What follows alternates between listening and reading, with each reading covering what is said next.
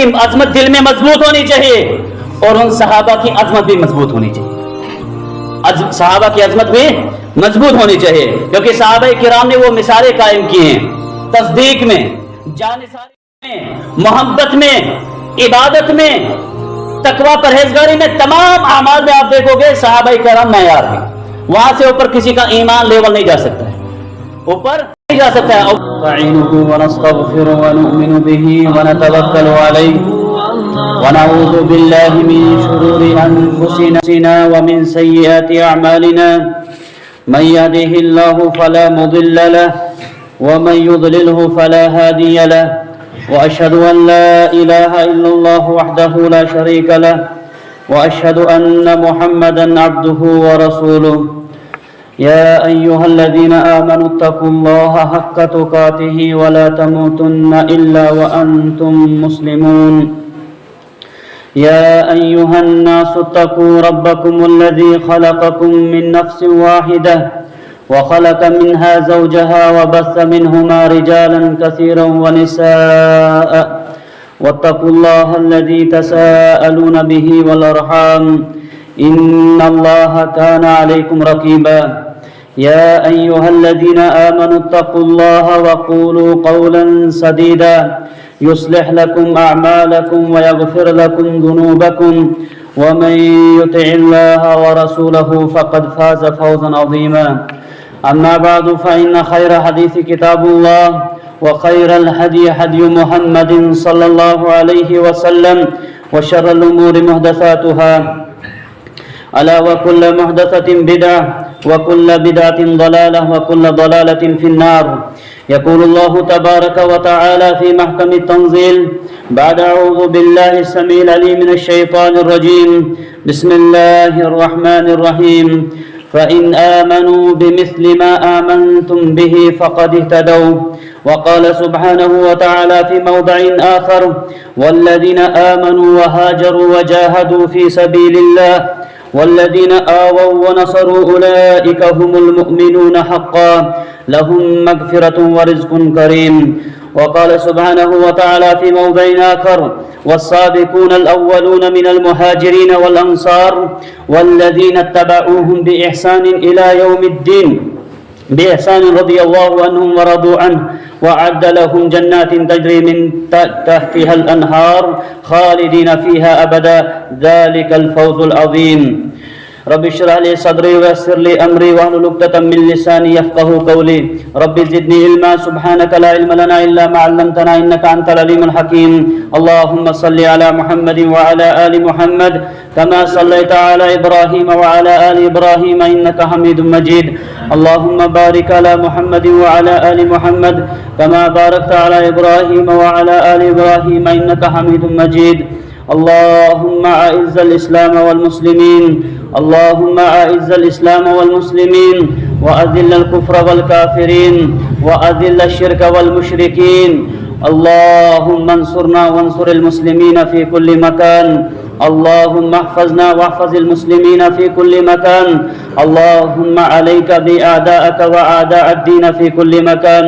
اللهم احفظ بلاد الحرمين الشريفين من كل سوء ومن كل عدو يا رب العالمين. اللهم احفظ بلاد الحرمين الشريفين من كل عدو ومن كل سوء يا رب العالمين وجميع بلاد المسلمين. اللهم ربنا ظلمنا أنفسنا وإن لم تغفر لنا وترحمنا لنکونن من الخاسرین. اما بعد تمام قسم کی تعریفات حمد و ثنا بڑائی اور کبریائی اس اللہ وحدہ لا شریک کے لیے جو خالق کائنات مالک ارض و سما ہے. اللہ کی حمد و ثنا کے ساتھ ساتھ بے شمار درود و سلام ہو آقا مدنی تاجدار مدینہ جناب محمد رسول اللہ صلی اللہ علیہ وسلم کی ذات اقدس پر کہ جن کو رب العالمین نے باعث رہبر و رہنما بنا کر کائنات کی طرف مبعوث کیا. سامعین کرام، دور حاضر میں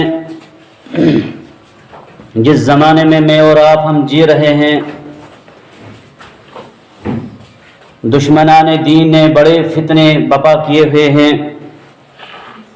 مسلمانوں کے لیے بھی اسلام کے لیے بھی کہیں نہ کہیں راستے دشوار کرنے کی سازشیں اور کوششیں ہو رہی ہیں. ہر نیا سال کوئی نہ کوئی فتنہ، ہر نیا صبح کوئی نہ کوئی فتنہ لے کر ضرور آتا ہے۔ بحیثیت مسلمان ہم ان فتنوں کے بارے میں باخبر بھی ہونے چاہیے اور ان فتنوں کو روکنے بھی ہمیں کوشش بھی کرنی چاہیے۔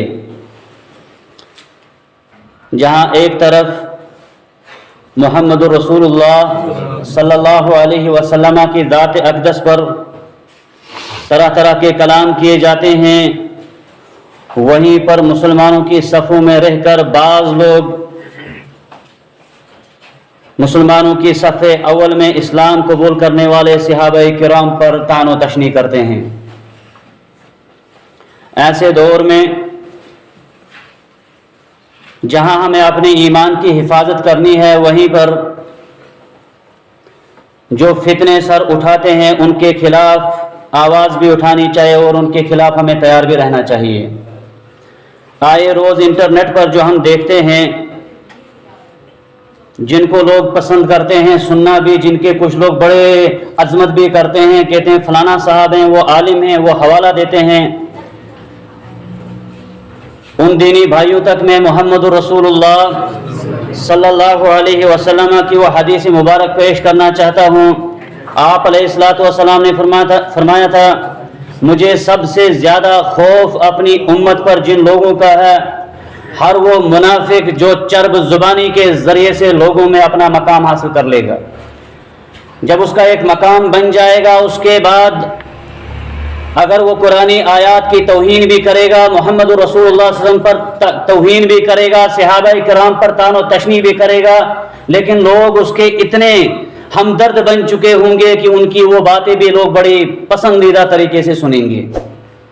انٹرنیٹ کے ذریعے سے جو دین سیکھتے ہیں ہمارے دینی بھائی، کہتے ہیں تمام مسائل کا حل انٹرنیٹ پر ہے۔ میرے بھائیو، انٹرنیٹ پر تمام مسائل کے حل نہیں ہیں۔ وہاں پر جو حل ملتا ہے وہ ایک سبب ہے۔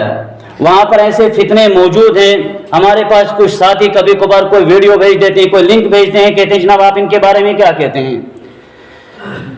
صحابہ کرام کے بارے میں اگر ایک صحابی پر بھی کسی نے تھوڑی سی بھی لب کشائی کی، زبان درازی کی، اسلامی شرعی نصوص کے مطابق اس بندے کو زندیق کہا جاتا ہے، کسی ایک صحابی پر بھی۔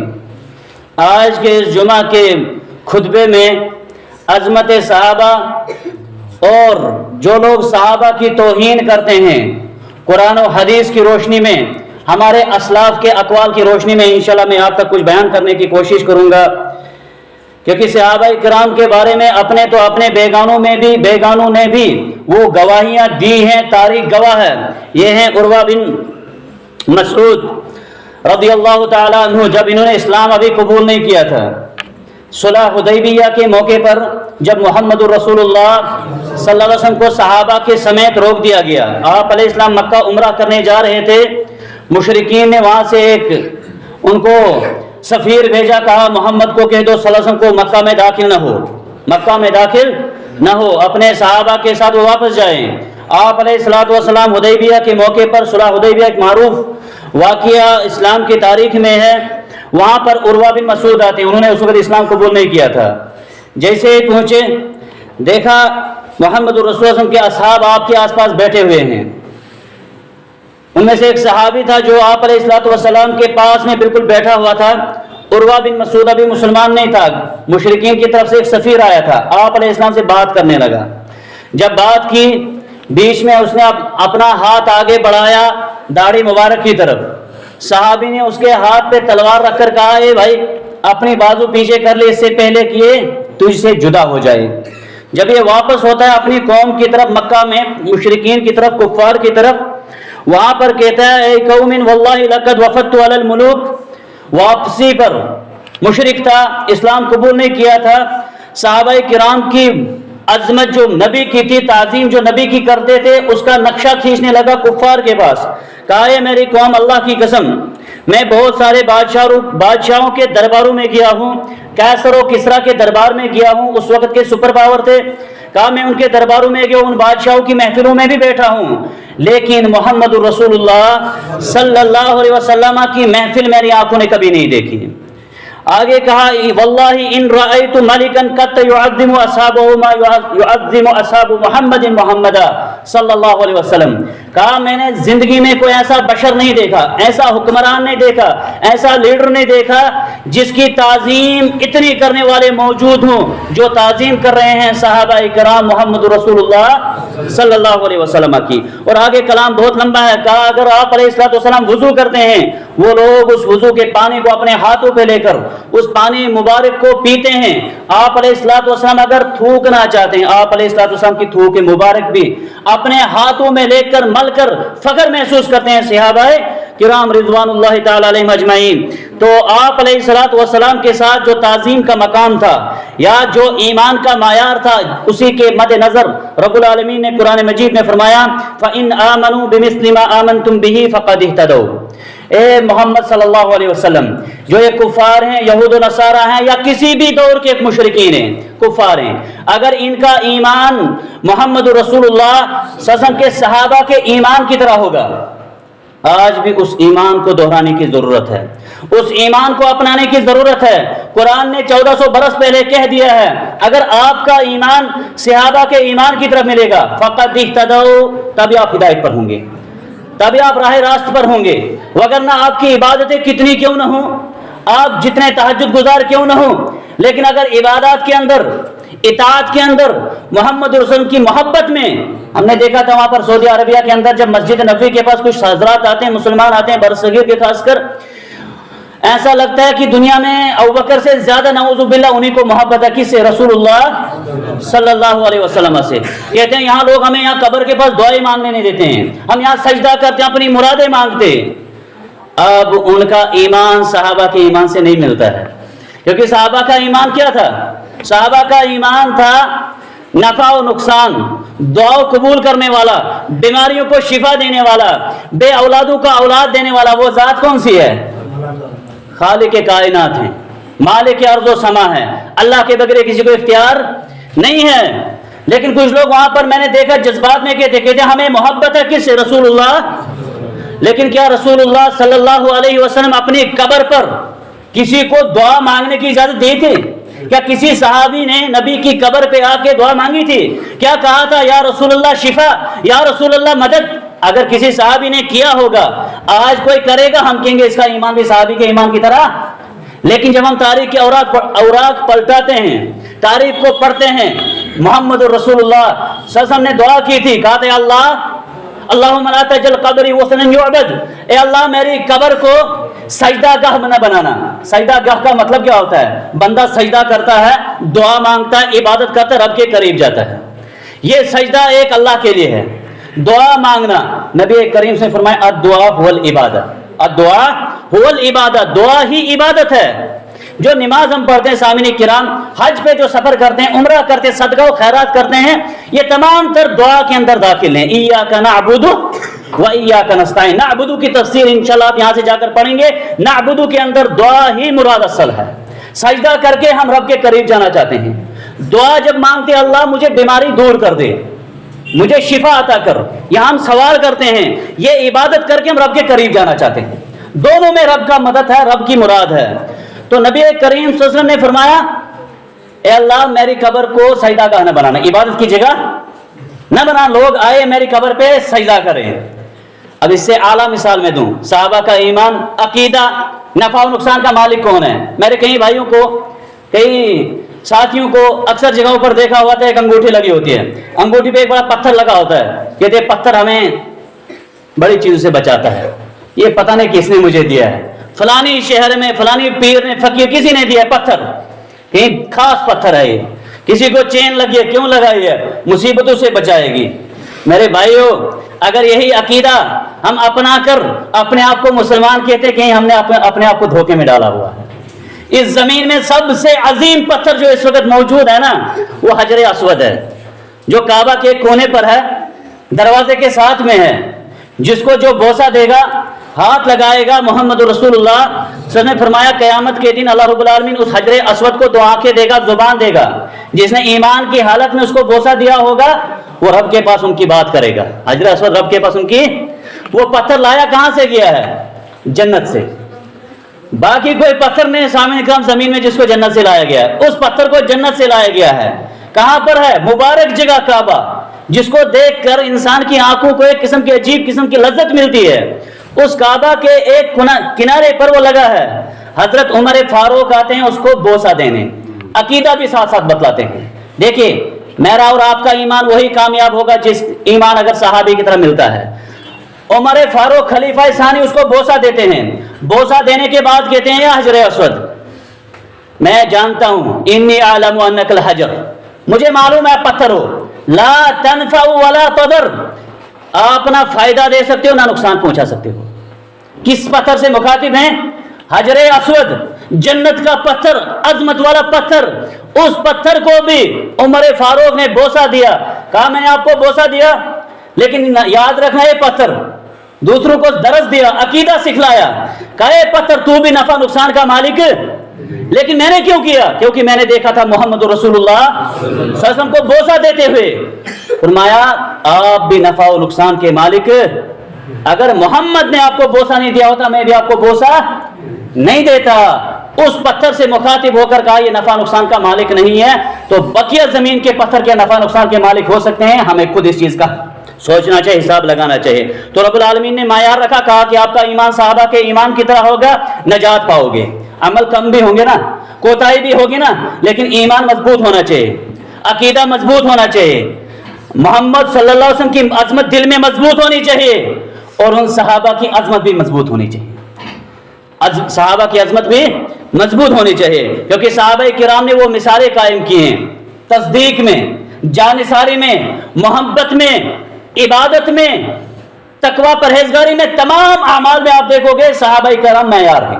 وہاں سے اوپر کسی کا ایمان لیول نہیں جا سکتا ہے، اوپر نہیں جا سکتا ہے۔ ابوبکر صدیق رضی اللہ تعالیٰ عنہ کے پاس جب آئے نا کفار، نبی کریم صلی اللہ علیہ وسلم کو معراج کرائے گی، ساتوں آسمانوں کی سیر کرائے گی، سبحان الذی اسری بعبدہ لیلا من المسجد الحرام آپ نے پڑھی ہوگی۔ ایک رات میں آپ علیہ السلام مکہ سے جاتے ہیں بیت المقدس فلسطین، وہاں سے ساتوں آسمانوں کا سفر کرتے ہیں، آئے واپس 5 نمازیں لے کر، تحفہ معراج کے موقع پر رب العالمین نے تحفہ دیا تھا محمد صلی اللہ علیہ وسلم کو امت کے لیے، وہ نماز تھی سامعین کرام۔ جس نماز کے ساتھ آج کھلواڑ ہو رہا ہے، جس نماز کی پرواہ نہیں ہوتی ہے، اذان ہوگی کون سا مسئلہ ہے، بعد میں پڑھ لیں گے، یہ معراج کا تحفہ ہے، اس تحفے کی توہین نہ کیجیے سامعین کرام۔ صحابہ کرام اس کو سمجھتے تھے، لایا معراج سے تحفہ۔ صبح نبی نے فرمایا کہ میں نے معراج کی صلی اللہ علیہ وسلم، میں نے رات کے ایک حصے میں 7 آسمانوں کی سیر کی۔ کفار مکہ کو موقع ملا، کہا آج ہم صحابہ کو شک میں ڈالیں گے۔ کس میں ڈالیں گے؟ شکوک میں ڈالیں گے۔ کہا یہ تمہارا محمد صلی اللہ علیہ وسلم جو کہتے رسول ہے، کہتے میں نے رات کے ایک حصے میں 7 آسمانوں کی سیر کی، کیا یہ عقل میں بات آ سکتی ہے؟ کس کے پاس ہے یہ خبر لے کر؟ ابوبکر صدیق رضی اللہ تعالیٰ عنہ کے پاس۔ جب ان کے پاس آئے، کہا اے ابوبکر صدیق، آج دیکھا تیرا ساتھی کیا بول رہا ہے، یعنی محمد رسول اللہ صلی اللہ علیہ وسلم کیا کہہ رہا ہے، رات میں نے سفر کیا۔ ابوبکر صدیق رضی اللہ تعالیٰ عنہ کی تصدیق دیجئے، دیکھیے، اور نبی کا مقام دیکھیے، کہا واللہ لئن کان قال ھذا الکلام لقد صدق، اللہ کی قسم اگر یہ بات محمد الرسول اللہ صلی اللہ علیہ وسلم نے فرمائی ہے، واللہ کر کے کہتا ہوں یہ سچ ہے، یہ سچ ہے، کیونکہ ہم نے نبی کریم صلی اللہ علیہ وسلم کی تمام باتوں کی تصدیق کی ہے۔ وہ جب بھی کہتے ہیں اس وقت جبریل آئے وہی لے کر، ہم ان باتوں کی تصدیق کرتے ہیں، رات کو جبریل آئے ان باتوں کی ہم تصدیق کرتے ہیں، شکوک اور شبہات کی گنجائش نہیں تھی۔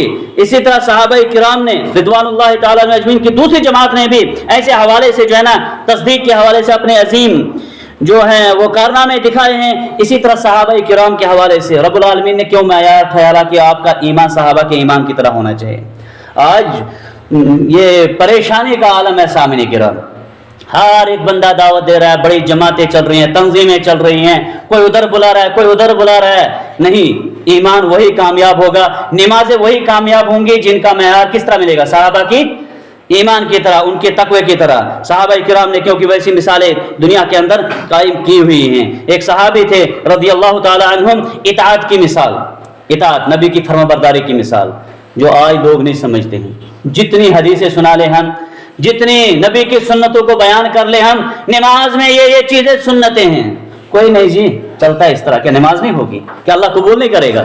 نہیں سامنے کرام، اگر آپ کے سامنے قرآن بولتا ہے، اگر آپ کے سامنے نبی کی کسی سنت کو بیان کر دیا جاتا ہے، واضح کر دیا جاتا ہے کہ نبی کی یہ سنت تھی، وَمَن يُشَاقِقِ الرَّسُولَ مِن بَعْدِ مَا تَبَيَّنَ لَهُ، اس کے بعد کہ اس کے سامنے نبی کی سنت واضح کر دی جاتی ہے، اگر اس کے بعد جھگڑا کرتا ہے، رب العالمین کہتا ہے ہم اس کو چھوڑ دیتے ہیں گمراہی کے راستے پر اور اس کا ٹھکانہ جہنم قرار دیا جاتا ہے۔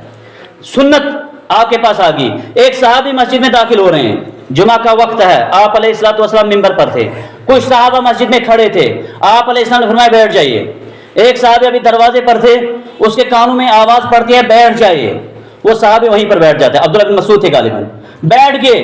اللہ کے نبی صلی اللہ علیہ وسلم جب دیکھا، کہا آپ وہاں کیوں بیٹھے؟ کہا اے اللہ کے حبیب صلی اللہ علیہ وسلم، میرے کانوں میں آواز پڑی تھی کہ محمد فرما رہے تھے بیٹھ جاؤ، محمد فرما رہے تھے بیٹھ جاؤ۔ اگرچہ میں مسجد کی طرف چل رہا تھا، لیکن جہاں پر محمد صلی اللہ علیہ وسلم کہیں بیٹھ جائے، وہاں پر ایک ایمان والے کے لیے کبھی بھی گنجائش نہیں، موقع نہیں کہ وہ آگے بڑھائے قدم۔ محدثین کہتے ہیں، بعض اس روایت کے اندر کہتے ہیں وہ صحابی یہ درس دے گیا، کہا کہ اگر ایک قدم میں مسجد کی طرف بڑھاتا نا، وہ مسجد کی طرف نہیں جاتا، کیونکہ محمد صلی اللہ علیہ وسلم کہہ رہے تھے بیٹھ جاؤ، وہ دوسرے راستے کی طرف جاتا ہے، بھلائی کی طرف وہ قدم نہیں جاتا۔ تو اسی لیے رب العالمین نے کہا کہ آپ کا ایمان بھی ان کی طرح ہونا چاہیے۔ نماز، عقیدہ، تربیت، ادب، اخلاقیات، ان تمام تر چیزوں کو معیار میں، اور آپ کوئی انسان نہیں ہیں اس آج کے دور میں کوئی یہ نہیں بتائے گا کہ آپ میری طرح ہو جائے، میری طرح اپنی عبادت کیجئے، نہیں، جو یہ کہے گا، یہ دعویٰ کرے گا، سمجھ لینا وہ ٹھیک بات نہیں کہہ رہا ہے، وہ بھٹکا ہوا انسان ہے، کیونکہ معیار کون ہے؟ صحابہ کرام رضوان اللہ تعالی اجمعین۔ اسی طرح جانثاری میں، نبی کی فرما برداری میں صحابہ نے جو مثالیں قائم کی وہ تاریخ میں نہیں ملتی ہے۔ سامعین کرام کہتے ہیں ایک مرتبہ نبی کریم صلی اللہ علیہ وسلم مجلس میں بیٹھے ہوئے تھے، وہاں پر ایک آدمی آیا، کہا اللہ کے حبیب صلی اللہ علیہ وسلم مجھے بھوک لگی ہے، مجھے بھوک لگی ہے۔ آپ علیہ الصلوۃ والسلام نے فوراً وہاں ایک آدمی کو بھیجا، دیکھو میرے گھر میں کوئی کھانا تو نہیں ہوگا۔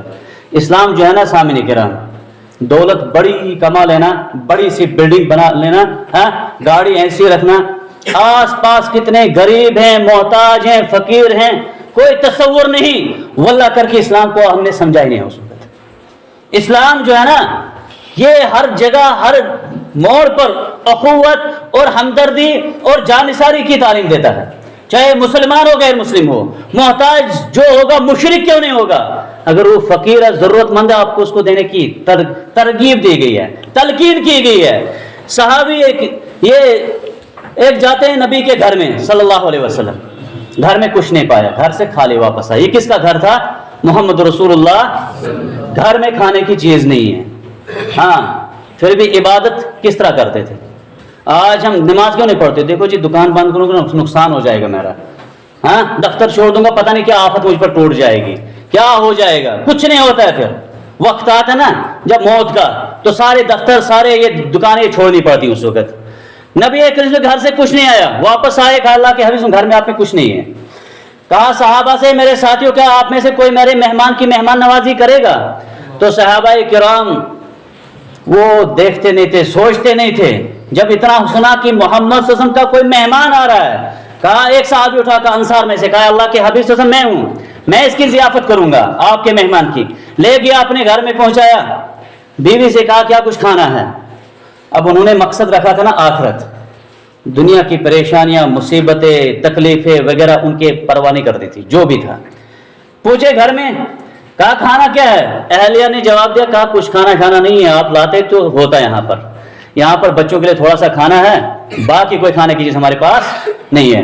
کہا ایک کام کیجیے، آج اب ان کی تربیت تھی، عورتیں بھی ویسی ہی تھی، ناشکر گزار نہیں تھی، کہا آپ ایک کام کیجیے بچوں کو سلا دیجیے، آج کسی حکمت سے جیسے آپ کر سکیں گے ان کو سلا دیجیے، لیکن جو کھانا ہے یہ مہمان رسول صلی اللہ علیہ وسلم کو کھلانا ہے، کیونکہ ہمارا مبارک مہمان ہے۔ ان کو معلوم تھا نبی کریم صلی اللہ علیہ وسلم کو راضی رکھنا یہ رب کو راضی رکھنا ہے، محمد صلی اللہ علیہ وسلم کی مہمان کی تعظیم کرنا یہ محمد صلی اللہ علیہ وسلم کی تعظیم ہے۔ کہا ان کو سلا دیجیے، سلا دیا، بچوں کو کھانا کھلا، اور اتنا بھی الفاظ آئے حدیث کے اندر، اپنی اہلیہ سے کیا کہا؟ دیا بجھا دینا جب وہ کھانا شروع کریں گے، اور ایسی آواز کرنا جیسے اس کو محسوس ہو یہ بھی کھانا کھا رہے ہیں، کیونکہ کھانا گھر میں پورا نہیں تھا۔ ہم جب تک اپنی تمام تر خواہشات زندگی پوری نہیں کریں گے نا، اس کے بعد سوچیں گے مسجد کی تعمیر کے حوالے سے کسی غریب کی مدد کریں گے، اس کے بعد ہم پہلے اپنے ارمان سارے پورے کر دیں گے. اور کبھی کبھار بہت سارے نوجوان ایسے دیکھے ہم نے اس کووڈ میں ماشاءاللہ اچھے عہدوں پر تھے, اس وقت قبروں تلے چلے گئے ہیں, لاکھوں من مٹی کے نیچے چلے گئے ہیں. اس وقت ان کو اگر یہ چیزیں یاد وہاں پڑتی ہوں گے, یومئذ یتذکر الانسان وانى له الذکریٰ, ایک دن انسان کو سمجھ آئے گی ان باتوں کی, ان واعظ و نصیحت کی, لیکن اس وقت فائدہ نہیں ہے, اس دن فائدہ نہیں ہے.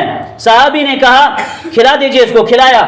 صبح آتے ہیں دربار رسول اللہ صلی اللہ علیہ وسلم, رات کا یہ واقعہ زمین پر ہوتا ہے, آسمانوں سے وحی نازل ہو جاتی ہے, محمد کے پاس فرشتہ آتا ہے, آیت لے کر آتا ہے, وَيُؤْثِرُونَ عَلَىٰ أَنفُسِهِمْ وَلَوْ كَانَ بِهِمْ خَصَاصَةٌ, یہ وہ صحابہ ہیں ضرورت ہونے کے باوجود دوسروں کی ضرورتوں کو پورا کرتے ہیں, ضرورت ہونے کے باوجود دوسروں کی ضرورتوں کا خیال کرتے ہیں. اور فرمایا محمد رسول اللہ نے کہا ہے صحابی آج کے اس کام سے اللہ تعالیٰ کے چہرے پہ مسکراہٹ آ گئی, اللہ تعالیٰ کو خوش کر دیا آپ نے. جو کام آپ نے رات کو انجام, کسی بھوکے کو کھانا کھلانے کا نام جو ہے نا وہ اسلام تھا. اصل میں ہم نے اسلام کو محدود رکھا ہے, بس جمعہ کے دن خاص طور ایک نماز, عید کی نماز, ہاں تو 10 روپے اگر مسجد کو آج دے دیا ہم نے چندہ, وہ ہم پر بھاری گزرتا ہے کہ مسجد میں چندہ مانگتے ہی نہیں. یہ تمام تر چیزیں سامعین کرام جو ہے نا یہ کہتے ہیں کہ آپ کا ایمان صحابی کے ایمان سے نہیں ملتا ہے. نبی جب کہہ دیتے تھے نا اس وقت ہمیں ضرورت ہے مال کی, صدقات کی, صحابہ گھر میں جاتے تھے مشورے نہیں کرتے تھے, کیونکہ ان کے گھر والوں کو بھی پتا تھا ایمان کا تقاضا یہ ہے, جب محمد کوئی چیز کہیں گے وہاں پر رکنا نہیں ہے, وہ تمام تر چیزیں جمع کر دیتے تھے. اس وقت کی جو ہماری حالت ہے, ہمارے ان آس پاس کتنے بڑے مکانات ہیں ماشاءاللہ, محلات ہیں, بیت المال کہاں پر قائم ہے یہاں پر ہمارے اس محترم میں. جب کوئی غریب بیمار ہو جائے گا جو اپنا علاج نہیں کر پائے گا, ہماری اتنی دولتوں کے ہونے کے باوجود بیت المال ہمارے پاس ہے جس کسی غریب کی مدد کر سکیں گے. ہاں اب مولوی صاحب کیا کرے گا بیچارہ, اس کے پاس اتنی طاقت نہیں ہوتے, وغیرہ ہمیں کوئی کھول دیتے. تو تھوڑی سی ضرورت ہے سامعین کرام, کیونکہ قرآن کہتا ہے آپ کا ایمان جب تک صحابہ کے ایمان کی طرح نہ ہوگا تب تک نہیں آپ رب کے دربار میں قابل قبول ہیں. اسی طرح خوف میں, اللہ کے ڈر میں صحابہ کرام نے جو مثالیں قائم کی, یہ ہے ایک صحابی ثابت بن قیس, کہتے ہیں ایک آیت قرآن کی نازل ہوتی ہے. آج جب ہم واز کرتے ہیں نا تو ہمارا یہی ہوتا ہے دماغ کے اندر, یہ مولوی صاحب جو کہہ رہے ہیں نماز کے بارے میں, اس کے بارے میں کہہ رہے ہیں, شاید کوئی برائی کا ذکر تو اس کے بارے میں کہہ رہے ہیں. صحابہ کرام پر جب کوئی آیت آتی تھی, حدیث آتی تھی, وہ مخاطب خود کو کرتے تھے کہ شاید یہ غلطی مجھ میں ہی ہوگی, آج جو نشاندہی کی رسول اللہ صلی اللہ علیہ وسلم نے یہ مجھ میں ہی ہوگی. تو جس دن ہم یہ سمجھیں گے نا کہ واز آج میرے لیے تھا, تبدیلی آ سکتی ہے, بدل سکتے ہیں. یہ ثابت ابن قیس آیت نازل ہوتی ہے آسمان سے کہ نبی کے دربار میں جب تم ہوتے ہو نا, نبی کے پاس ہوتے ہو, اپنی آوازوں کو بلند مت کیا کرو. اگر آپ نے ایسا کیا آپ کے اعمال ضائع ہو جائیں گے, آپ کے اعمال, یہ قرآن کے اندر آیا ہے, آپ پڑھ سکتے ہیں. لا ترفعوا اصواتکم فوق صوت النبی. ثابت ابن قیس اپنے گھر میں بیٹھ جاتے ہیں, نہ مسجد نماز کے لیے آنا ہے اور نہ ہی نبی کریم صلی اللہ علیہ وسلم کسی مجلس میں شریک ہونا ہے. نبی کریم صلی اللہ علیہ وسلم کا سنت کا طریقہ تھا جو آج ہم نے چھوڑ دیا کہ مساجد کے اندر نماز کے بعد امام صاحب اپنی عقلی طرف لگا رہتا اپنے ذکر و اذکار میں. نبی کی سنت تھی, فرض نماز پڑھانے کے بعد اپنے مقتدیوں کی طرف چہرہ مبارک کیا کرتے تھے, اور اتنا بھی دیکھتے تھے کون آج آیا ہے کون نہیں آیا ہے, کوئی پریشان نہیں ہوگا. صحابہ کو سوال کرتے تھے, ثابت ابن قیس کو نہیں پایا, کہے میرے ساتھیوں آج کچھ دن سے میں ثابت ابن قیس کو نہیں پا رہا ہوں, کہاں ہیں وہ؟ ایک صحابی اٹھا, کہنے لگا اللہ کے رسول صلی اللہ علیہ وسلم میں اس کا پڑوسی ہوں, ایسے کوئی خبر تو نہیں ہے بیماری کی, لیکن پھر بھی میں پتہ کر کے آتا ہوں. گئے ثابت ابن قیس کے پاس, ایک صحابی سعد ابن معاذ ان کا نام تھا, کہا ثابت ابن قیس آپ کو تلاش کر رہے ہیں رسول اللہ صلی اللہ علیہ وسلم. نبی کریم صلی یہاں پر ایک درس یہ بھی دیا, جو امیر ہوگا نا, ذمہ دار ہوگا نا, اس کو اپنی بستی کے بارے میں پوری خبر ہونی چاہیے. ہم نے کئی مقامات پر ایسے واقعات دیکھے سامنے کرام, بہت سارے مسلمان بھائی جو عقیدے کے حامل تھے, ان کے پاس عقیدہ بہترین تھا, لیکن کیا ہو گیا, وہ دوسروں کے عقیدے کے شکار ہو گئے, اسلامی عقیدے کو چھوڑ کر دوسروں عقیدے کے شکار ہو گئے, اور جو ذمہ دار ہے اس کو خبر نہیں ہوتی ہے, اس کو خبر نہیں ہوتی ہے. یہ صحابہ کرام کے حوالے سے میں کہہ رہا ہوں نا, صحابہ کرام کی عظمت اور تعظیم اور ان کی توہین نہ کرنا یہ ایمان ہے سامنے. ان کی جو توہین کرے گا اس کے ایمان کا کوئی حساب نہیں رہے گا, پھر عبادت کا کوئی حساب اللہ کے پاس نہیں رہے گا. تو یہ صحابی, نبی نے کہا جاؤ اس کو پتہ کرنا, وہ گئے اس کو پتہ کرنے, کہا کہ اللہ کے رسول تجھے تلاش کر رہے ہیں صلی اللہ علیہ وسلم. کہا انا من اہل النار, میں جہنمی ہوں, میں جہنمی بن گیا. کہا کیوں ایسی کیا بات کہہ رہے آپ؟ کہا کیا قرآن کی وہ آیت نہیں آپ نے سنی؟ اللہ کے نبی پر آیت نازل ہوا کہ جن کی آواز بلند ہوگی اللہ ان کے اعمال ضائع کر دے گا۔ کہا میری آواز نہیں بلند ہے، جب بھی بات کر تو میرا گلا بلند ہے۔ آیا یہ صحابی واپس، وہیں پر کوئی فتویٰ نہیں دیا، کچھ نہیں، آئے دربار رسول اللہ صلی اللہ علیہ وسلم کے واپس، کہا اللہ کے رسول صلی اللہ علیہ وسلم اس صحابی کی یہ پریشانی ہو چکی ہے، وہ کہہ رہا ہے میں جہنمیوں میں سے ہو گیا ہوں اس عمل کی وجہ سے۔ اللہ کے نبی صلی اللہ علیہ وسلم نے فرمایا جاؤ اس کو کہہ دو بل ہوا من اہل الجنہ، اس کے اس خوف اس کے اس اللہ کے ڈر اور خشیت کی وجہ سے خوشخبری سنائیے کہ وہ جنتی ہے، کہ وہ جنتی ہے۔ تو نبی کریم صلی اللہ علیہ وسلم کے آداب میں سے یہ تھا کہ نبی کا جو ادب اور احترام صحابہ کرام کرتے تھے، ایک محمد کے امتی کو بھی وہ احترام کرنا چاہیے۔ اور نبی کے احترام میں سے یہ بھی ہے کہ جب ہم کہتے ہیں نا کہ رسول اللہ، تو ہر امتی کے لیے فرض ہے کہ وہاں پر کہے گا صلی اللہ علیہ وسلم۔ تو صحابہ کرام رضوان اللہ تعالی علیہم اجمعین کی سیرت پڑھنا اور ان کے حوالے سے عقیدہ بنانا کہ صحابہ کا جو آپس میں کچھ مسائل ہوئے بھی معاویہ علی رضی اللہ تعالیٰ عنہ کے درمیان یا بقیہ صحابہ کے درمیان، تو ہمیں ان کے بارے میں سوال نہیں کیا جائے گا، نہ قبر میں نہ حشر میں، کہ آپ فیصلہ قرار دیں گے علی حق پر تھے کہ معاویہ حق پر تھے۔ ہمیں یہ سوال، ہمیں اپنی عبادت کے حوالے سے سوال ہوگا، ہمیں قرآن کے حوالے سے سوال ہوگا، کیا حق اس کا ادا کیا، محمد صلی اللہ علیہ وسلم کے بارے میں سوال ہوگا، صحابہ کرام کے درمیان کیا ہوا تھا، حالانکہ ان کی وہ اجتہادی کوشش تھی۔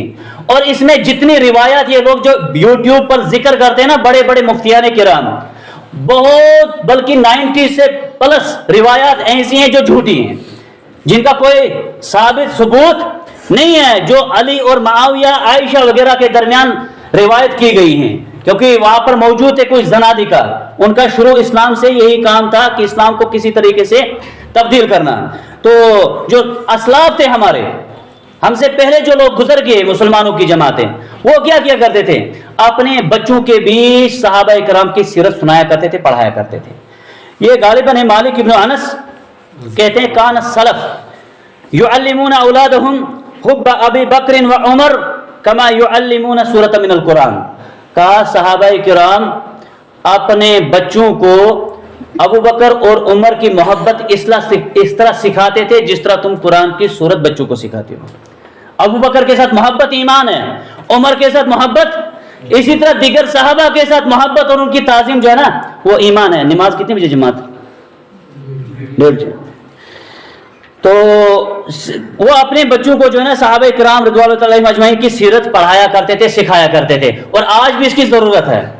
اور ایک بات میں اپنے نوجوان ساتھیوں سے کہوں گا، کیونکہ انٹرنیٹ پر کچھ لوگ اس وقت ہمارے یہاں پڑوس ملک کے بھی کچھ آ چکے ہیں، ان میں سے ایک انجینئر مرزا نام کے ساتھ ایک مشہور ہو چکے ہیں اس وقت، جن کی اس وقت بہت سارے ماننے والے ہیں۔ اچھی بات ہے میرے بھائیوں، کوئی مسئلہ نہیں، جو دین کی دعوت دے گا، قرآن و حدیث سنائے گا نا، جو بھی اس کی بات لے لینی چاہیے، لیکن جو قرآن کی بات یا حدیث کی بات چرب زبانی کے ذریعے سے دوسرے معنی کے ساتھ پیش کرے گا نا، ان سے خبردار رہنے کی ضرورت ہے، ان سے خبردار رہنے کی، کیونکہ بہت سارے لوگوں کو ہم نے دیکھا ہے وہاں پر صحابہ کرام پر کس طریقے سے وہ ان کی تان و تشنیع کر دیتے ہیں۔ اور صحابہ کرام پر تان و تشنیع کرنے والے کون ہیں؟ میں چند ذکر کروں گا نکات۔ سب سے پہلے جو کسی ایک بھی صحابی کو غلط کہے گا نا، کسی ایک صحابی کو، معاویہ، علی، حضرت عائشہ، یا اس کے بعد یہاں تو وہ جماعت ایک ہے، یہاں ہمارے برصغیر کیا پورا ایران ملک بھی بھرا ان سے، وہ تو ابوبکر اور عائشہ کو گالی دینا ایمان سمجھتے ہیں۔ ابوبکر اور عائشہ کو گالی دینا وہ ایمان سمجھتے ہیں۔ ہمارے ساتھ کچھ ایران کے ساتھی ہوتے تھے، کہتے تھے وہ نعوذ باللہ عائشہ کی نام کی چپل پہنتے ہیں، جس عائشہ کے بارے میں محمد صلی اللہ علیہ وسلم نے فرمایا تھا عائشہ میری جنت میں بھی میری بیوی ہوگی۔ کون؟ عائشہ رضی اللہ تعالیٰ عنہ۔ تو ایسے بھی لوگ موجود ہیں جو کلمہ پڑھتے ہیں، مسلمان ہیں، لیکن کیا کرتے ہیں؟ کہتے ہیں نعوذ باللہ عائشہ، ابوبکر وہ تو نبی کے دشمن تھے، نعوذ باللہ۔ تو صحابی میں سے کسی ایک بھی صحابی کی جو توہین کرے گا کسی بھی ذریعے سے، سمجھ لینا وہ سب سے پہلے نافرمانی کرتا ہے رسول اللہ، اور نبی کا نافرمان جنت کی طرف کبھی نہیں جائے گا، کوئی بھی ہو۔ حدیث صحیح ہے، آپ علیہ السلام نے فرمایا لا تسبوا، صحیح مسلم کے الفاظ ہیں، لا تسبوا احدا من اصحابی، میرے کسی بھی ایک بھی صحابی کو گالی نہیں دینا۔ ایک صحابی کو، احدن نکرہ کا صیغہ ایک کے لیے استعمال ہوتا ہے، میرے کسی ایک بھی صحابی کو آپ گالی نہیں دینا. یہ کون فرماتے ہیں؟ رسول اللہ صلی اللہ علیہ وسلم. آگے فرمایا اگر تم میں سے کوئی احد کے پہاڑ کے برابر بھی سونا خرچ کرے گا نا، صحابی نے اپنی مٹھی سے کوئی چیز خرچ کی ہوگی، اس مٹھی یا آدھی مٹھی کے برابر بھی تمہیں اجر نہیں ملے گا، کیونکہ انہوں نے اس وقت ایمان لایا جب آزمائش تھی. جیسے ایمان لاتے تھے گھر سے باہر نکال دیتے تھے. بلال رضی اللہ تعالیٰ نے ایمان لایا، مکہ کی گلیوں میں گھسیٹا گیا. ہاں، باقیہ صحابہ نے ایمان لایا، گھر سے نکالا گیا، پریشان کیا گیا. لہذا ان پر آپ کی زبان درازی اگر ہوگی، نبی نے فرمایا میرے کسی ایک صحابی کو بھی گالی نہیں دینا. دوسرا نقصان، دوسرا خسارہ جو کسی صحابی کی توہین کرتا ہے وہ کیا ہے؟ یہ مالک ابن انس کہتے ہیں، امام دار الحجرہ کہتے ہیں کہ یہ لوگ جو صحابی کسی ایک صحابی پر بھی اگر کلام کرتے ہیں نا، سمجھ لینا یہ نبی پر کلام کرنا چاہتے ہیں. ان کا اصل ٹارگٹ کون ہوتے ہیں؟ محمد رسول اللہ. کیونکہ ہم تک قرآن اور حدیث کس نے پہنچایا؟ صحابہ کرام نے. کسی کے گھر میں وحی نہیں آئی، قرآن اٹھ کے ہمارے گھر میں نہیں آیا. نبی سے اسلام لیا صحابہ نے، صحابہ نے تابعین، تابعین نے یہاں تک کہ ہمارے آج بعد جو ہماری نسلیں آئیں گے وہ اسلام ہم سے لیں گی، کیونکہ ان کے پاس کوئی اوپر سے وحی نہیں آئے گی. تو صحابہ کرام وہ پہلا گروہ، پہلی جماعت ہے جنہوں نے نبی سے اسلام کو ہم تک پہنچایا. جو لوگ صحابہ پر کلام کرنا چاہتے ہیں نا، مالک ابن انس کہتے ہیں انما هؤلاء اقوام ارادوا القدح فی النبی صلی اللہ علیہ وسلم. اصل میں جو لوگ صحابی پر تان کرے گا نا، ان کا مقصد صحابی کو تان کرنا نہیں ہوتا ہے، ان کا مقصد ہوتا ہے نبی کو تان کرنا. نعوذ باللہ، ان کا مقصد ہوتا ہے نبی پر کلام کرنا صلی اللہ علیہ وسلم. لیکن کہتے ہیں فلم یمکنہم ذالک، لیکن ڈائریکٹ جب نبی کے بارے میں وہ بات کرتے ہیں نا تو لوگ ان کو پکڑتے، کہتے آپ نبی کی توہین کرو گے ہم برداشت. لیکن کسی ایک صحابی کا کیا وہ ذکر کر دیں گے، اس صحابی سے غلطی ہوئی تھی، اس صحابی نے وہاں پر غلطی کی تھی. ان کا اصل مقصد ہوتا ہے نبی کی توہین کرنا. کیوں؟ کیونکہ تربیت کن کی؟ تربیت صحابہ کی کس نے کی تھی؟ وہ تھے رسول اللہ. تو نبی کریم صلی اللہ علیہ وسلم کی تربیت میں نقص نکالنے کی اصل وہ کوشش کرتے ہیں کہ جو مربی ان کے تھے رسول اللہ صلی اللہ علیہ وسلم، وہ ان کی جو تربیت کیے تھے ان میں سے ایسے صحابہ بھی نعوذ باللہ موجود تھے جو اس قسم کی غلطیاں کرتے تھے. تو دوسرا نقصان وہ یہ ہے کہ صحابہ پر کلام کرنے والا جو ہے نا اصل میں وہ ٹارگٹ کرتا ہے رسول اللہ صلی اللہ علیہ وسلم. تیسرا بڑا نقصان صحابہ، کسی ایک صحابی کو بھی تعین تشریح کرنے والا. تیسرا بڑا نقصان ہے وہ قرآن کو جھٹلانے والا. وہ قرآن کو، اور جو قرآن کو جھٹلائے گا کیا وہ مسلمان ہو سکتا ہے؟ بلکہ قرآن میں اگر جو زیر زبر ہے نا، اگر اس کو بھی کسی نے جھٹلایا وہ بھی اسلام میں داخل نہیں رہے گا. ہاں انشاءاللہ کبھی موقع ملے گا نواقض اسلام یہاں پر ذکر کریں گے، اسلام کن چیزوں سے انسان کا ختم ہو جاتا ہے. قرآن میں آیا والذین آمنوا وہاجروا وجاہدوا فی سبیل اللہ، ان لوگوں نے جنہوں نے ایمان لایا. صحابہ کے حوالے سے اللہ فرماتے ہیں سورہ انفال میں آیت نمبر 74 میں، کہا جن لوگوں نے ایمان لایا، ہجرت کی، اللہ کی راہ میں جہاد کیا اور مدد کی، اولئک هم المؤمنون حقا، وہی مومن اصل ہیں، حقیقی طور پر مومنین وہی ہیں. لہم مغفرۃ ورزق کریم، ان کے لیے اللہ کے پاس مغفرت ہے اور رزق کریم ہے. یہ کس کا کلام ہے؟ رب العالمین کا کلام ہے. اور اللہ رب العالمین کی ذات پوری جانتی تھی کہ آنے والے وقت میں یہ ہوگا، معاویہ علی کے درمیان یہ چیزیں ہوں گی جو ہوئی تھی. تو اگر اللہ رب العالمین چاہتے خبر دے دیتے کہ ایسا، کیونکہ نبی صلی اللہ علیہ وسلم کو کچھ وحی کے ذریعے سے تمام تر چیزیں بتا دی گئی ہیں کہ قیامت سے پہلے کیا نشانیاں آئیں گی، تمام تر چیزیں بتا دی گئی ہیں. تو صحابہ کرام کے بارے میں اگر کوئی ایسی نعوذ باللہ چیز ہوتی تو اللہ ضرور خبر دے دیتے کہ فلانی فلانی صحابہ میں ایسا ہو سکتا ہے، ان کے بارے میں آپ کچھ کہہ سکتے ہیں. لہذا تمام صحابہ کے بارے میں اللہ رب العالمین نے فرمایا کہ اللہ ان سے راضی ہو گیا. سورہ توبہ آیت نمبر 100 میں آپ دیکھ لیں گے. اسی طرح چوتھا نقص اور نقصان یا چوتھی بڑی جو غلطی ہوتی ہے جو صحابہ پر کلام کرتا ہے، ان کا اصل مقصد جو ہوتا ہے اسلام پر حملہ ہوتا ہے. وہ یہ ہے احمد ابن حنبل رحمۃ اللہ علیہ کہتے ہیں اذا رأيت رجلا يذكر احد من الصحابہ بسوء فاتهموا على الاسلام، اگر آپ نے کسی ایک بندے کو دیکھا جو کسی ایک صحابی کی توہین کرتا ہے، جان لینا وہ اسلام میں نقص نکالنے کی کوشش کر رہا ہے. یہ کون کہہ رہے ہیں؟ امام احمد بن حنبل، 241 تاریخ وفات ہے ان کی، امام بخاری کے استاد، امام مسلم کے استاد رحمۃ اللہ علیہ. اسی طرح پانچواں نقصان جو صحابہ کرام پر کلام کرتا ہے یا ان کی توہین کرتا ہے اس کو زندیق کہا جاتا ہے. اس کو کیا کہا جاتا ہے؟ اور زندیق کس کو کہتے ہیں؟ زندیق ہر اس انسان کو کہتے ہیں جو اسلام کا دعویٰ کرے لیکن قرآن یا حدیثوں کو اپنی تعویلات سے لوگوں کو بیان کرے گا، اپنا معنی نکالے گا.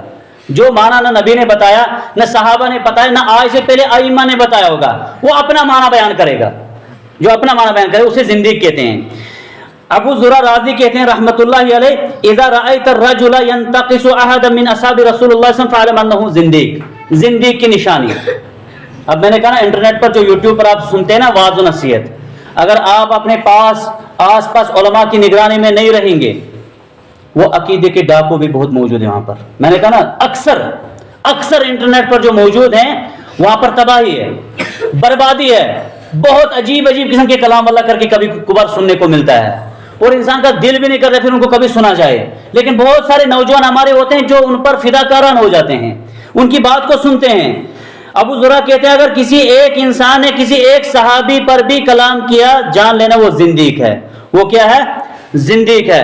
اور چھٹا نقصان جو صحابہ پر کلام کرے گا یا صحابہ کے حوالے سے کوئی بات کرے گا، امام ابو نعیم الاصبہانی کہتے ہیں کہ وہ بندہ جو ہے نا دل کے اندر اس کو فتنہ ہوگا، دل کے اندر رب العالمین اس کو ہدایت نہیں چاہتا ہوگا، اس کے دل کے اندر جو ہوگا نا تباہی اور بربادی ہوگی۔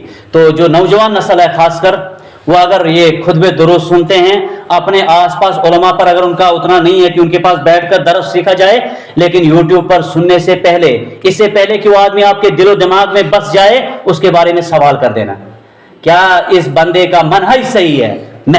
اہم چیز جو سامنے کرم وہ منہج ہے، طریقہ ہے، کیا وہ صحابہ کے طریقے پر ہے؟ کیونکہ قرآن بتلاتا ہے اگر صحابہ کے ایمان کی طرح آپ کا ایمان ہوگا تبھی ہدایت پاؤ گے۔ تو کوئی جتنا بڑا علامہ کیوں نہ ہو، اب اس کو علامہ نہیں کہیں گے ہم، جو صحابہ پر کلام کرے یا اس قسم کی حرکات کرے، تو نوجوان جو خاص کر ہیں ان چیزوں سے باخبر رہے، انٹرنیٹ سے زیادہ دین سیکھنے کی کوشش نہ کریں، کیونکہ انٹرنیٹ پر جتنا یقین بڑھتا جا رہا ہے سامعین کرام، مساجدیں خالی ہوتی جا رہی ہیں۔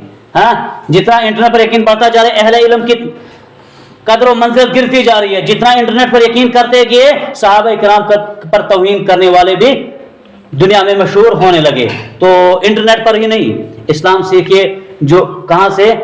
اپنی مساجد میں، قرآن و حدیث میں۔ اور جو بچے ہیں آج سب انٹرنیٹ استعمال کرتے ہیں، وہاں پر احتیاط سے دیکھیے ہر ایک کی تقریر، کیونکہ نبی نے فرمایا، جو حدیث میں نے پہلے فرمائی تھی آپ کے سامنے، نبی کریم صلی اللہ علیہ وسلم نے فرمایا کہ مجھے خوف ہے تم میں سب سے زیادہ اس انسان کا، وہ منافق ہوگا لیکن چرب زبانی کے ذریعے سے اپنے بہکاوے میں لے جائے گا، چرب زبانی سے اپنے بہکاوے میں، کبھی صحابہ پر کلام کر دیا، توہین کر دی وغیرہ وغیرہ، لیکن لوگ اس کے ماننے والے ہوں گے، ان کو محسوس نہیں ہوگا۔ تو ضرورت ہے سامعین کرام ان باتوں کو سمجھنے کی، خاص کر نوجوان نسل اور جو بچے ہیں خاص کر ان کے اندر، کیونکہ اسلاف جو ہے صحابہ کرام کی سیرت گھروں میں پڑھایا کرتے تھے۔ آج ہم کہتے ہیں بچے چھوٹے ہیں، ابھی ان کو ضرورت نہیں ہے پڑھانے کی۔ نبی کون ہے؟ ایک مرتبہ پروگرام میں ایک سوال کیا بچوں سے، 8 9 10 برس کے بچے تھے وہاں پر، سوال کیا کہ صحابی کس کو بولتے ہیں؟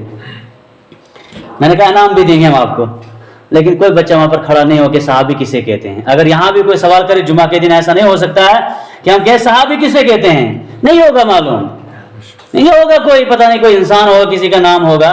تو اس طریقے سے جو ہے نا اسلامی معاشرہ نہیں بنتا ہے، حیادار معاشرہ نہیں بنتا ہے، جب تک ان کی سیرت نہ پڑھی جائے گی، جب تک ان کے حوالے سے نہیں جانا جائے گا۔ تو بچپن سے صحابہ کرام کی محبت، بچپن سے نبی کریم صلی اللہ علیہ وسلم کی محبت، جیسے بچپن سے بچے کو اچھے سکول میں بھیجا جاتا ہے، اسی طرح بچپن میں ذہن خالی ہوتا ہے، اسی وقت موقع ہوتا ہے اس کو یہ چیزیں سکھلانے کی۔ ابو جہل کو قتل کرنے والے کون تھے سامعین کرام؟ 13 14 برس کے چھوٹے 2 بچے تھے۔ کیوں قتل کیا تھا انہوں نے؟ کس وجہ پر وہ میدان جنگ میں آئے؟ ان کی عمریں بالکل چھوٹی تھی، انہوں نے سنا تھا کہ یہ ابو جہل محمد صلی اللہ علیہ وسلم کا دشمن ہے، محمد کے ساتھ عظمت تھی ان کو، محبت تھی ان کو، تب جا کر وہ کہاں پر آئے؟ میدان جنگ میں آئے، نبی کا دفاع کرنے کے لیے، نبی کے دشمن کو ختم کرنے کے لیے۔ 14 برس عمر ہے ہمارا بچہ، 14 برس کا کیا ہوتا ہے؟ لڑکی ہو لڑکا ہو، چھوٹا ہے، کپڑے اس کے کیسے ہوں گے اگر لڑکی ہوگی؟ بچوں والے کپڑے، لڑکوں والے کپڑے، واللہ کر کے ایک فتنہ ہے سب کے لیے، اسلام کے لیے، اس معاشرے کے لیے۔ مت دیکھیے اپنے آس پاس یہ کیا کر رہا ہے۔ میں نے کہا نا صحابہ صرف تمام واز کو اپنے لیے کہتے تھے، یہ واز میرے لیے ہے، یہ نصیحت میرے لیے، یہ ڈانٹ ڈپٹ میرے لیے ہے۔ تو یہ آس پاس دیکھنے سے ہم تباہ ہو گئے، اس کی لڑکی وہ کرے میں بھی، اس کا وہ کر رہے میں نا ہم بھی کریں گے، تو تباہی ہوگی۔ تو بچی 5 برس سے اوپر چلی جائے، پینٹ شرٹ اتار دیجیے ان سے، کیونکہ ان کا مزاج بن جائے گا۔ 8 برس اس کی عمر ہوگی، پینٹ شرٹ آپ نے دی، مجال ہے آپ اس کو 16 برس کی عمر میں کہیں گے کہ آپ سلوار قمیض پہنیے، آپ یہ ڈریس مت لگائیے، ابایا لگائے، کبھی نہیں ہو سکے گا، کیونکہ شاخ جب ٹہنی جب سرسبز ہوتی ہے اس کو ٹیڑھا کر دیا جا سکتا ہے، جیسے بنایا جا سکتا ہے. جب وہ تھوڑی سی بڑی ہوگی پھر نہیں ہو سکتا ہے. پھر دیکھو کیسے کیسے واقعات، کیسے کیسے حادثات، کیسی کیسی چیزیں پیش آتی ہیں. تو مین چیز اس وقت اس زمانے کے اندر جو فتنوں کی طرف ہے نا، وہ فیشن ہے اور لباس ہے. اس لباس کو تبدیل کب ہوگا؟ جب گھروں کے اندر صحابہ کرام کے واقعات. فاطمہ کی عمر 6 برس ہے، 7 برس ہے، نبی کے پاس جا رہی ہے، دوپٹہ سر سے گر گیا. آقا علیہ الصلوۃ والسلام نے دیکھا دوپٹہ 7 برس کی عمر ہے. کس کی؟ فاطمہ رضی اللہ تعالیٰ عنہ کی. تو 7 برس کی بچی کو یہاں محسوس نہیں کیا جاتا ہے. 7 برس ابھی چھوٹی ہے، 10 برس چھوٹی ہے، 15 برس چھوٹا بچہ ہے ابھی، 20 برس کا. وہ ڈرامے، فلمیں، دنیا کی تمام چیزیں اس کے دل و دماغ میں بیٹھ چکی ہیں. صحابی کون ہے یہ معلوم ہی نہیں ہے. کیوں؟ چھوٹا ہے بچہ. تو بچہ اس دنیاوی تعلیم کے لیے، بچہ دنیاوی فیشن کے لیے 3-4 برس میں بڑا ہو گیا. دین کے لیے 15 برس کا بھی چھوٹا ہی ہے. تبھی جا کر 3-3 4-4 گھنٹے گھر میں فلمیں دیکھیں گے. پھر ضروری بات ہے کیونکہ دماغ وہی بنا ہوگا نا. ورنہ اس برس کی عمر کے اس وقت اسلاف کے جو بیٹے دیکھیں گے، امام بخاری کی عمر 11 برس تھی، 17,000 حدیثیں زبانی یاد تھی، 11 برس عمر تھی. شیخ الاسلام ابن تیمیہ رحمۃ اللہ علیہ 8 برس عمر تھی. یہاں 8 برس کے بچے کو بتاؤ قرآن کیا ہے، کتنی صورتیں ہیں، نبی کا نام بتاؤ پورا، محمد صلی اللہ علیہ وسلم کے بن عبداللہ کن کا بھی آگے پورا نسب نامہ بتاؤ. شیخ الاسلام کی عمر 8 برس تھی. سامعین کرام، ایک یہودی کے ساتھ بحث ہوگی اس کی، یہودی کے ساتھ. یہودی کہتے ہیں ہمارا دین صحیح ہے، ابن تیمیہ کہتے ہیں نہیں ہمارا دین صحیح ہے. ابن تیمیہ جب اس کو دلیل دیتے قرآن اور حدیث کے ذریعے سے، وہ یہودی اسلام قبول کر لیتا ہے. عمر کیا تھی؟ 8 برس تھی. زید بن ثابت قرآن کو لکھنے والا، جبریل وحی لاتا تھا. نبی نے صحابہ میں سے کچھ صحابہ کو رکھا تھا جو قرآن کو لکھتے تھے، ساتھ ساتھ یاد بھی کرتے تھے. اسی لیے ضرورت ہے جو دینی مدارس ہے نا، یہاں پر بچے ہو یا بچیاں، ذہین جو بچہ ہوگا نا وہ لا کر کے مدرسوں کو بھیجا کریں. بھیجتے کس کے ہیں؟ کس کو ہیں؟ تو سب سے ڈال 6ٹھی فیل، 7ویں فیل، 8ویں فیل، اس کو بھیجتے ہیں. چلو اب کہیں نہیں تو مدرسے میں لگ جائے گا. پھر وہاں کیا کرتا ہے وہ؟ گھاٹ میں مکی خراب لوگے، آٹا اچھا نہیں آئے گا. ذہین بچہ ہو، ذہین بچی ہو، اس کو اختیار کیجئے اسلام کے لیے. امام بخاری کو اگر اس کی ماں ادھر کی نہیں بھیجتی، ہو سکتا ہے وہ بھی انجینئر بن جاتا، لیکن کیا اس کا نام کوئی جانتا ہے اس وقت؟ ذہین بچہ ہو، اس کو دین کے لگائے. زید بن ثابت 11 برس عمر تھی اس کی. وہی آتی تھی، نبی نے کچھ صحابوں کو رکھا تھا آپ وہی لکھیں گے، ان میں سے زید بن ثابت بھی تھے. اور بھی بے شمار واقعات ہیں اسلاف میں سے. بالکل ننھی سی عمر تھی ان کی، اسلام کا عجیب ان کو والا تھا. مسجد نبوی میں ہم نے خود ایک ساتھی کو دیکھا، 11 برس عمر ہے. صحیح بخاری، مسلم، ابو داؤد، ترمذی، نسائی، ابن ماجہ، مسند احمد، تمام کتابیں یاد ہیں اس کو سورہ فاتحہ کی طرح. جن کتابوں کے اندر حدیث ہے 7-7 8-8 ہزار حدیثیں ہیں.